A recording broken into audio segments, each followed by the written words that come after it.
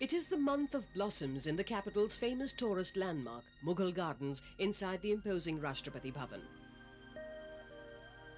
The riot of efflorescence unveils a technicolor dream to thousands of visitors who throng the gardens every year in February. Some 40 kilometers away from Delhi, there is another garden flush with roses of various hues and shapes all the year round. But it is not meant for visitors. Rather, flowers in the nurseries, nurtured on a mass scale here by the Delhi-based Vishwa flora company, are grown, harvested and cut and packed for export to lucrative markets in Europe and the US.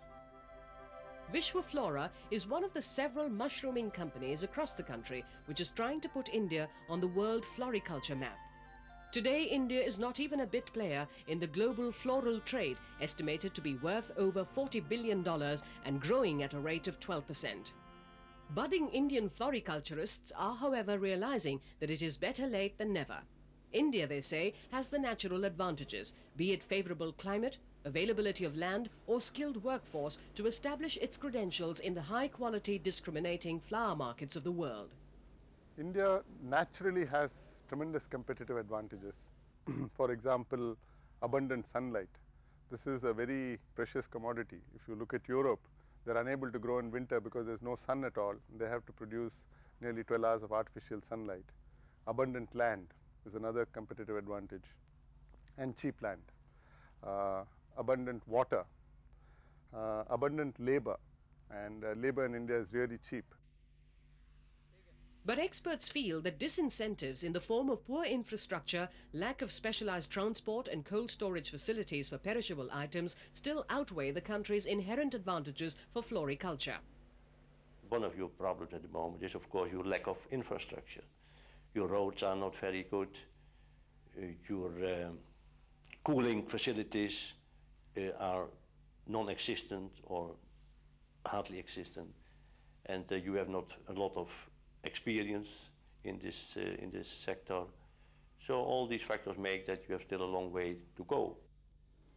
But sensing the immense export potential in bloom cultivation, the government is giving special concessions to the nascent industry. Among them are exemption from paying import duties on plant material and relaxation of quarantine laws.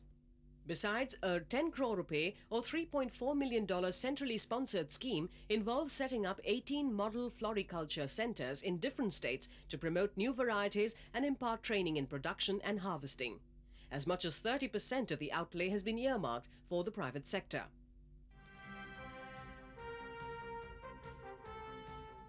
But bloom cultivation is a costly and highly capital-intensive operation, which also entails getting the latest technical expertise from the world leader Netherlands, which enjoys a 70% market share, and other emerging players like Israel and Colombia. Not surprising that most Indian floriculturists have gone in for technical and financial tie-ups besides re-export arrangements with international giants. I don't think high-tech floriculture such as what you see here is possible without the backup and know-how support from them. And I think that's what they're bringing to the table. And obviously when that comes, behind it comes the hardware and the software and the computers and the cultivation practices, etc.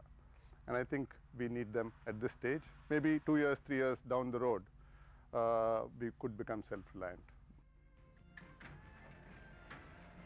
On their part, many Dutch companies in search of alternative production bases in India are keen to lend financial aid and technical assistance to viable local floriculture ventures.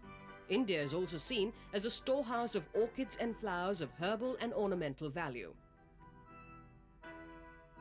Experts, however, caution that collaborative initiatives in India should be careful against blindly replicating European cultivation models and keep in mind factors like local climate and soil conditions.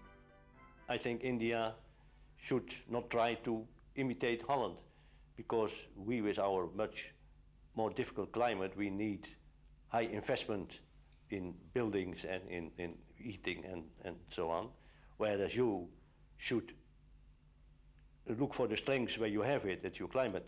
So don't produce your flowers in the worst part of your climate regions, but do it in the regions where your climate is best.